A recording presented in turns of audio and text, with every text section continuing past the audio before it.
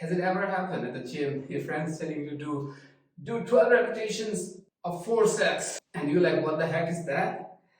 So let me explain you this. But before that, this is Mr. Natural Banana. If you find this video helpful or valuable, feel free to drop a like, share, and subscribe.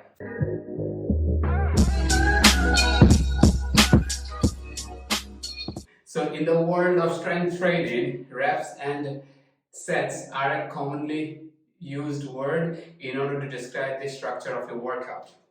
Okay, now let's start with rep. A rep is a single execution of an exercise. So let's say I'm doing now biceps curl with my resistance band. So one full execution of this exercise, biceps curl, is known as rep. Now if I am doing 12 similar execution, this will become 12 reps of one set. Okay?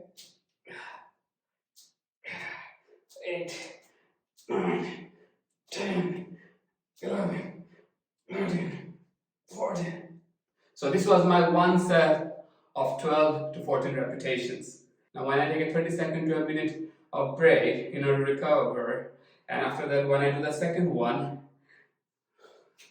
so this would become my second set, and I would repeat the same repetitions, also known as rep, for 12 times. Okay?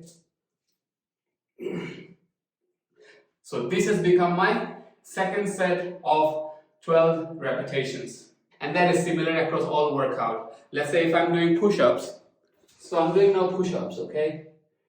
1, 2, 3, 4, 1, 2, 7, 8, 9.